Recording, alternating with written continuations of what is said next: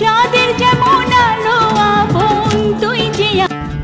Thank you জানাই প্রিয় ভাইকে, শাকিব সালাম ভাইকে এবং স্টেজে যারা আছেন তাদের সকলকে আমার অন্তঃস্থল থেকে অনেক শুভেচ্ছা এবং দর্শক সারিতে যারা বসে আছেন তাদেরকে অনেক শুভেচ্ছা এবং যারা অ্যাওয়ার্ড পেয়েছেন তাদেরকে ভেরি কংগ্রাচুলেশন। দ্বিতীয়বারের মতো আইকনিক অ্যাওয়ার্ডটা পেলাম। কলকাতার একটা প্রোগ্রামে আমি আর উপস্থিতি হয়েছিল পিয়াল ভাইয়ের জন্য।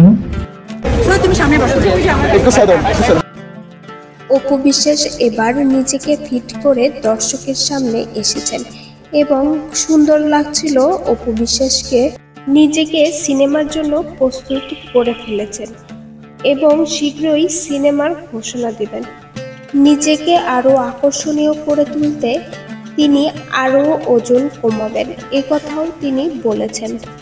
বিনোদন জগতের আপডেট পেতে আমাদের পাশেই থাকুন আমাদের পেজটি ফলো দিয়ে ও ইউটিউব চ্যানেলটি সাবস্ক্রাইব করে পাশে থাকবেন।